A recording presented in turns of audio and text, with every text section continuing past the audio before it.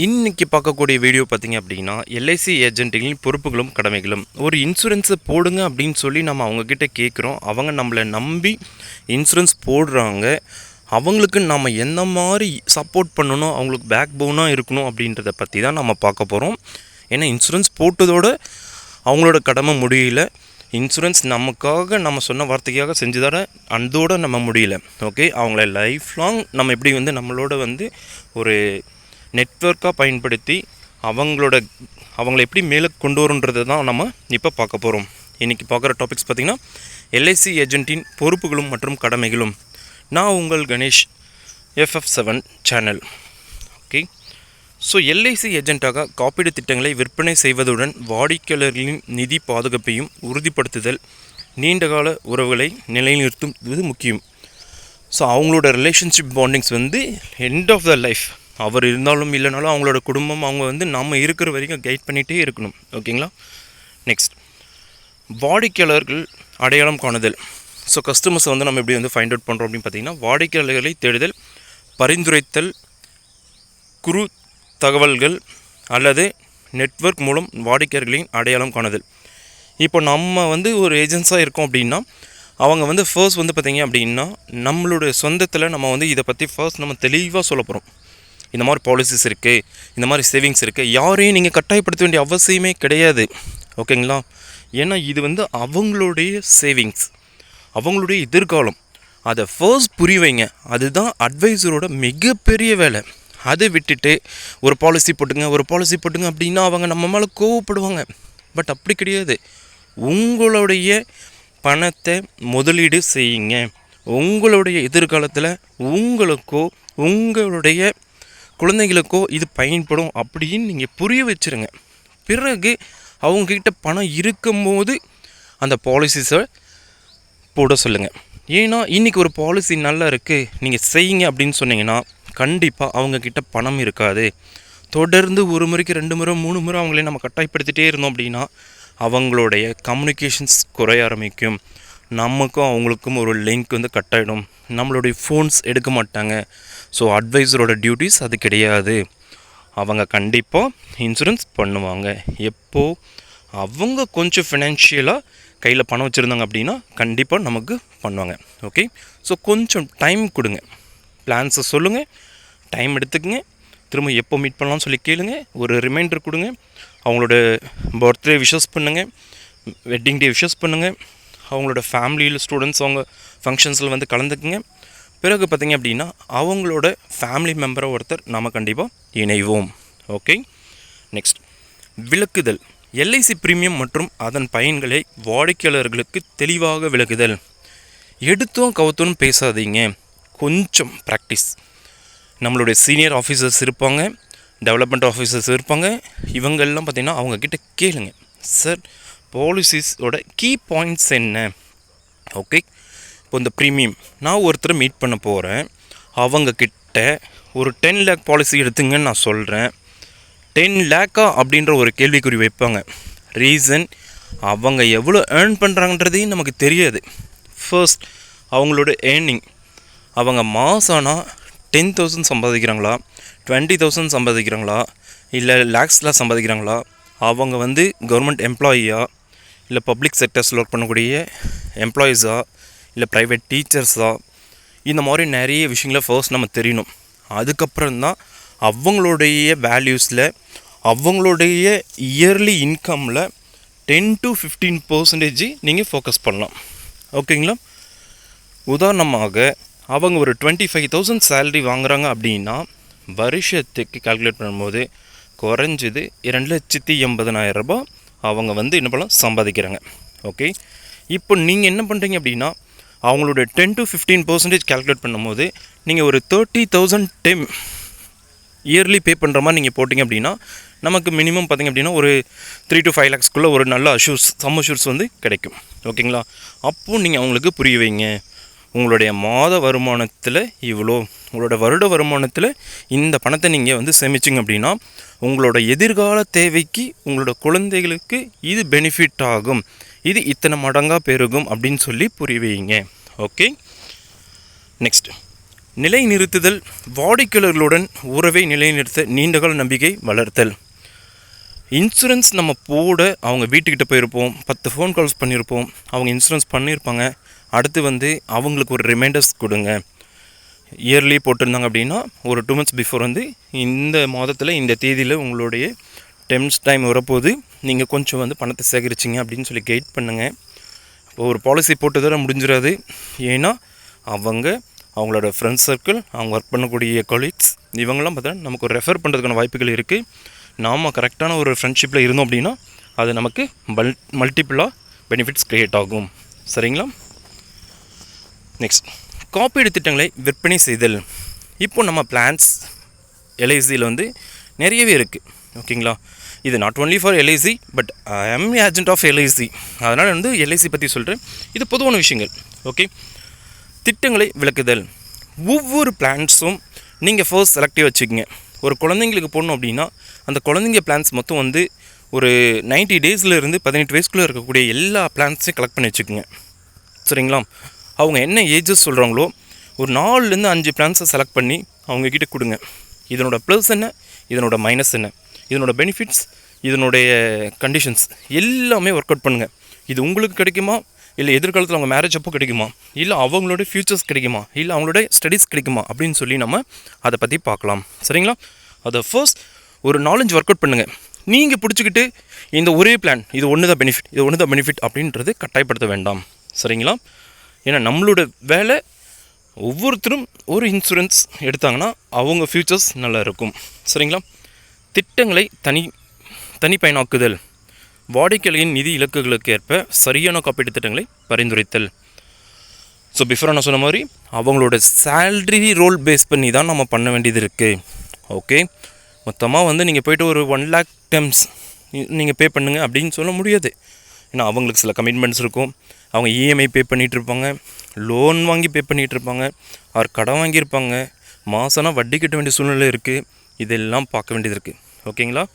So அவங்கக்கிட்ட பேசும்போது பாலிசிஸை பற்றி பேசாதீங்க. பர்ஸ்னலாக அவங்களோட ப்ராப்ளம் என்ன, ஸோ ஃபினான்ஷியலாக அவங்க வெளியே வரதுக்கான வழிகள் என்ன அப்படின்னு சொல்லி கொஞ்சம் புரிய வச்சு பேசுங்க. சரிங்களா? கேட்கவே முடியாத ஒருத்தர்கிட்ட போயிட்டு நீங்கள் பாலிசி எடுத்துக்கிறீங்களா, ஒரு 10,000 மந்த்லி பே பண்ண முடியுமா, இல்லை குவார்ட்டர்லி பே பண்ண முடியுமான்னு கேட்குறத விட அவங்க அதுக்கு எலிஜிபிளாக இருக்காங்களா, அவங்களால பே பண்ண முடியுமா அப்படின்றது தெரிஞ்சுக்கலாம். சரிங்களா? விருப்பம் கூறுதல். வாடிக்கையாளரின் வயது, வாழ்க்கை நிலை, நிதிநிலை ஆகியவற்றிற்கேற்ப சரியான திட்டத்தை பரிந்துரை செய்தல். பிஃபோராக சொல்ல மாதிரி தான் ஒவ்வொரு பாலிசிஸ்க்கும் நம்ம கண்டிப்பாக அவங்களுடைய ஏஜ் ரொம்ப முக்கியம். ஓகேங்களா? ஏன்னா குழந்தைங்களுக்கு பார்த்திங்கன்னா நம்ம போட்டோம் அப்படின்னா மினிமம் டெர்ம்ஸில் ப்ரீமியம்லேயே பே பண்ண மாதிரி இருக்கும். பெரியவங்க அப்படின்னும் போது ப்ரீமியம் கொஞ்சம் ஹையாக இருக்கும். இதெல்லாம் அவங்களுக்கு தெளிவாக புரிய வச்சுருங்க. ஓகே, நெக்ஸ்ட், வாடிக்கையாளர் சேவை மற்றும் கொள்கை மேலாண்மை. ஸோ அவங்களோட சர்வீஸ் அண்ட் தென் மேனேஜ்மெண்ட்ஸ் எப்படி இருக்கும் அப்படின்னா விருப்பத்தை தெரிவிக்க உதவுதல், காப்பீடு திட்டங்களின் விருப்பங்களை விளக்குதல், பேப்பர் வேலைகளை முடித்து உதவுதல். ஸோ ஒரு பாலிசிஸை நம்ம சொல்லிவிட்டோம், நாளைக்கு நீங்கள் பணத்தை எடுத்துகிட்டு வந்துடுங்க, ஆஃபீஸில் கட்டிடுங்க அப்படின்னு சொல்கிறது நம்மளோட ஒர்க்கு கிடையாதுங்க. ஏன்னா ஒவ்வொரு அப்ளிகேஷன்ஸும் அவங்க ஃபில் பண்ணும்போது ரொம்ப சிரமத்துக்கு ஏற்படுது. ஸோ நம்ம என்ன பண்ணுவோம்னா அந்த பாலிசிஸ் அவங்கக்கிட்ட ஹேண்ட் ஓவர் பண்ணுற வரைக்கும், பாண்ட்ஸ் ஹேண்ட் ஓவர் பண்ணுற வரைக்கும் அது நம்மளுடைய கடமை. சரிங்களா? அதனால் கூட இருந்து கம்ப்ளீட் பண்ணி கொடுங்க. அந்த இடத்துல அவங்க ஒரு கில்ட்டியாக ஃபீல் பண்ணாங்க, இந்த ஃபார்ம்ஸ் ஃபில் பண்ண தெரியல, என்ன பண்ணுறது ஏது பண்ணுறது, யாரை கேட்கணும் அப்படின்னு சொல்லி முழிச்சிட்டு இருந்தாங்க அப்படின்னா அவங்க நம்ம மேலே வச்சுருக்கக்கூடிய நம்பிக்கை கெட்டு போயிடும். சரிங்களா? அந்த பாண்ட்ஸ் கொண்டு போய் கொடுத்து ஒவ்வொரு டியூ டேட்ஸ்க்கும் அவங்களுக்கு ரிமைண்டர் பண்ணிங்க அப்படின்னா கண்டிப்பாக நமக்குள்ளே ஒரு கம்யூனிகேஷன்ஸ் நல்லா கிடைக்கும். காப்பீடு புதுப்பிப்பு. வாடிக்கையாளர்களை தொடர்பில் வைத்திருத்தல் மற்றும் காப்பீடு தொகையை நேரத்திற்கு சரியாக செலுத்த வலியுறுத்தல். ஓகே, ஸோ ஒவ்வொரு பாயிண்ட்ஸுமே நம்ம பிஃபோராக சொல்லிகிட்ருக்கோம். ஓகே, இன்னையோட முடிகிறது கிடையாது. இப்போ ஜியோன்னு ஒரு நெட்வொர்க் இருக்குது. நீங்கள் நெட் யூஸ் பண்ணிகிட்ருக்கீங்க. 50% ஒரு இன்டிமேஷன்ஸ், 90% ஒரு இன்டிமேஷன்ஸ், 1 GB கம்ப்ளீட் ஆகிடுச்சு அப்படின்ற ஒரு இன்டிமேஷன்ஸ் ரிப்பீட் ஆகிட்டே இருக்கா பார்த்துறீங்களா? 1 GBக்கு பிறகு உங்களுக்கு இன்னும் டேட்டா வேணும்னா அடிஷ்னலாக நீங்கள் பே பண்ணிங்க அப்படின்ற ஒரு ஆப்ஷனும் வருது. ஸோ அப்போது ஒரு நெட்வொர்க் பிளான் ஒரு நாள் நம்ம ரெகுலராக யூஸ் பண்ணதுக்கு 4 ரிமைண்டர்ஸ் கொடுக்கும்போது அவங்களோட எதிர்காலத்தில் இருக்கக்கூடிய நாம் எத்தனை முறை அவங்களுக்கு அந்த ரிமைண்டர்ஸ் கொடுக்கணுன்றதை கொஞ்சம் தெளிவாக பார்த்துக்குங்க. திடீர்னு நெக்ஸ்ட் மந்த் இவ்வளோ அமௌண்ட் நீங்கள் வந்து திரும்பவும் வந்து டியூ டேட்ஸில் பே பண்ணோம் அப்படின்னா அவங்க கொஞ்சம் கஷ்டமாக தான் இருக்கும். ஸோ அதனால் வந்து முன்னாடி இருந்தே தகவல் தெரிவிச்சிருங்க. நெக்ஸ்ட் பார்த்தீங்கன்னா கேட்பு கிளைம்ஸ் உதவி. இப்போ அவங்க வந்து பார்த்தீங்கன்னா அந்த ப்ரீமியம்ஸ் டேட் எல்லாம் முடிஞ்சு அவங்களோட டியூ மெச்சூரிட்டி பீரியட்ஸ் எல்லாமே கம்ப்ளீட் ஆகும் போது கிளைம் பண்ணுறது. கேட்பு கோருதல் வாடிக்கையாளர்களுக்கு தேவையான ஆவணங்களை சேகரித்து எல்ஐசி அலுவலகத்திற்கு சமர்ப்பிக்க உதவுதல். வழிகாட்டுதல் போதுமான உதவிகளை வழங்குதல். முதிர்ந்த தொகை அல்லது மரண லாப கேட்பு நன்கு செயல்படுவதை உறுதி செய்தல். ஸோ என்னென்ன பாலிசிஸ் எப்படி போயிட்டுருக்கு அப்படின்றது நம்ம அவங்களுக்கு தெளிவாக சொல்லிகிட்டு இருக்கலாம். விற்பனைக்கு பிறகு சேவை. ஸோ நம்ம ஆல்ரெடி சொன்ன மாதிரி பாலிசிஸ்க்கு வந்து போட்டது மட்டும் நம்மளோட கடமை கிடையாது. பிறகு நம்ம அவங்களோட சர்வீஸ் எப்படி இருக்குன்னு சொல்லியிருக்கோம். காப்பீடு மதிப்பீடு வாடிக்கையாளர்களின் கொள்கைகளை மதிப்பீடு செய்து புதிய தேவைகளுக்கு ஏற்ப மாற்றங்களை கொண்டு வர பரிந்துரை செய்தல். வாடிக்கையாளர்கள் ஆதரவு காப்பீட்டுத் தொகை காப்பீட்டு அட்டை மற்றும் மாற்ற வேண்டிய தகவல்கள் உள்ளிட்ட உதவிகளை வழங்குதல். ஒரு 20 வருஷத்துக்கு முன்னாடி பார்த்தோன்னா ஆதார் கிடையவே கிடையாது. ஓகே, பேன் கார்டு கிடையாது. ஸோ இதெல்லாமே வந்து மேண்ட்ரி கிடையாது. பட் இப்போது வந்து பார்த்தீங்கன்னா ஆதார் வந்து கம்பல்சரி ஆகிடுச்சு. ஸோ இந்த மாதிரி வந்து அந்த அப்டேட் பண்ண சொல்லுங்கள். ஏன்னா ஒரு 20 வருஷத்துக்கு முன்னாடி போட்ட பாலிசிதாரர்ஸ்கிட்ட போய்ட்டு நீங்கள் இந்த மாதிரி வந்து ஆதார் வந்து இப்போ நீங்கள் கரண்ட்டில் அப்டேட் பண்ணுவீங்க அப்படின்னு சொன்னால் தான் அவங்களுக்கு அது ஃபியூச்சர்ஸில் பெனிஃபிட்டாக இருக்கும். சரிங்களா? விற்பனை வளர்ச்சி மற்றும் பரிணாமம். ஸோ இதனுடைய ஜென்ரேஷன் ஃபார்மேஷன் எப்படி போயிருக்கு அப்படின்னா புதிய காப்பீட்டு திட்டங்களை அறிதல், எல்ஐசி வெளியிடும் புதிய திட்டங்கள் மற்றும் சட்ட மாற்றங்களை அறிந்து கொள்ளுதல். ஓகே, ஸோ நியூ பாலிசிஸ் வந்துகிட்டே இருக்குது அப்படின்னா அந்த நியூ பாலிசிஸ் பற்றி நமக்கு தெரிஞ்சுக்கணும். ப்ளஸ் வந்து அதனோட ஆக்டிங் பற்றி நம்ம தெரிஞ்சுக்கணும். சரிங்களா? போட்டியை மதிப்பீடு செய்தல், போட்டி நிறுவனங்களில் திட்டங்களை தெரிந்து வைத்திருதல். இப்போ நம்ம ஒருத்தரை பற்றி பேசுவதற்கு முன் எல்ஐசி பெஸ்ட் அப்படின்னு நம்ம சொல்ல முடியாது. எங்கள் குடும்பத்தில் நான் தான் பெஸ்ட் அப்படின்னு சொல்ல முடியாது. உங்கள் குடும்பத்திற்கு நீங்கள் பெஸ்ட்டாக இருந்தாலும் பக்கத்தை வீட்டு குடும்பத்தோடு சேர்த்து பார்க்கும்போது அதில் யார் பெஸ்ட், இந்த ஊரில் யார் பெஸ்ட், இந்த டிஸ்ட்ரிக்டில் யார் பெஸ்ட், ஸ்டேட்டில் யார், அந்த இன்டர்நேஷ்னல் யார் அப்படின்னு சொல்லிட்டு கேட்டகரி பண்ணும்போது எல்லா இடத்துலையும் நம்ம பெஸ்ட்டாக இருக்க முடியாது. அந்த பெஸ்ட்டாக இருக்கணும் அப்படின்னா மற்றவங்களோடைய ஒப்பிட்டு பார்க்கணும். ஓகே, ரிமைனிங் இருக்கக்கூடிய லைஃப் இன்சூரன்ஸ் 23 கம்பெனிஸும் நமக்கு என்ன பண்ணுறாங்கன்ற ஆப்பர்ச்சுனிட்டிஸ் தெரிஞ்சால் தான் நம்ம அதில் கொஞ்சம் பெட்டராக இருக்க முடியும். ஓகே, நேர்மை மற்றும் ஒழுங்கு பேணி செயல்படுதல். ஐஆர்டிஏ அப்படின்றது தெரியும், Indian regulatory development authority of India விதிமுறைகளை வந்து நம்ம பின்பற்றணும். ஓகே, அவங்க வந்து பார்த்திங்கன்னா ப்ரைவேட் செக்டர்ஸ் கவர்மெண்ட் செக்டர்ஸ் யாராக இருந்தாலும் எல்லாத்தோட ஹெட் வந்து இவங்க தான். மற்றும் எல்ஐசி விதிமுறைகளை ஏற்றுக்கொண்டு செயல்படுதல். தகவல் பாதுகாப்பு வாடிக்கையாளர்களின் தனிப்பட்ட தகவல்களை பாதுகாத்தல். உங்கள்கிட்ட பாலிசி போட்டாங்க அப்படின்னா அவங்கக்கிட்ட உடனே கான்டாக்ட் நம்பர் வாங்கி இன்னொருத்தர்கிட்ட கொடுத்துடக்கூடாது. சரிங்களா? அவங்க வந்து உங்கள் குடும்பத்தில் ஒருத்தர். ஸோ அவங்களுடைய டாக்குமெண்ட்ஸ் அவங்களுடைய பர்சனல்ஸ் எல்லாமே வந்து நம்ம வந்து கேர்ஃபுல்லாக ஹேண்டில் பண்ணணும். நேர்மையான விற்பனை காப்பீடு திட்டங்களை தொடர்பான உண்மையான தகவல்கள் மட்டும் வழங்குதல். தெரியாத ஒரு விஷயத்த சொல்லாதீங்க. இன்றைக்கி நீங்கள் 10,000 போட்டு வரீங்க, வருஷத்துக்கு 10,000 கட்டினீங்கன்னா உங்களுக்கு வந்து 3 வருஷத்தில் வரும். கண்டிஷன்ஸ் என்ன? 18 இயர்ஸ் கம்ப்ளீட் ஆகணும். மினிமம் 12 இயர்ஸ் ஆர் 15 இயர்ஸ்க்கு மேலே தான் வந்து நம்ம வந்து கிளைம் பண்ணுற மாதிரி இருக்கும். அதனால் இன்றைக்கி நாளைக்குன்னு மாற்றி பேசிட்டு போயிடாதீங்க. அது வந்து நம்ம இங்கே சொல்லும் போது நம்மளுடைய ஆஃபீஸ்லேயும் நம்ம பதில் சொல்ல வேண்டியது இருக்கும். ஸோ ரியாலிட்டி என்னன்றது தெளிவாக சொல்லுங்கள். வணிக வளர்ச்சி விற்பனை இலக்குகளை அடைவது, எல்ஐசியின் விற்பனை இலக்குகளை அடைவது அல்லது அதிகப்படுத்துதல். ஸோ நம்ம ஒரு டார்கெட் வச்சுருக்கணும். இந்த மந்தில் ஒரு பாலிசி வச்சுருக்கோம், நான் 3 பாலிசிஸ் போடணும் அப்படின்னா அந்த 3 பாலிசிஸ் ஒர்க் அவுட் பண்ணுங்கள். நெக்ஸ்ட் மந்த் 3 அப்படியே மல்டிபிள் பண்ணுங்கள். நெக்ஸ்ட் இயர் வந்து 4 அப்படின்னு பண்ணிங்க அப்படின்னா நமக்கு ஒரு பேசிவ் இன்கம்ஸ் வரதுக்கான வாய்ப்புகள் இருக்குது. நம்ம ஒரே பாலிசிஸை வச்சுக்கிட்டு நம்ம ஒரே பாலிசிஸ் வந்து நான் 10 lakh ப்ரீமியம் பே பண்ண வைக்கிறேன் அப்படின்றது இருக்கக்கூடாது. கிடைக்கிற ஒரு பாலிசியானாலும் அது பெஸ்ட்டாக இருக்கட்டும், மற்றவங்களுக்கு போய் சேரணும். அதுதான் நம்மளோட கடமைகள்.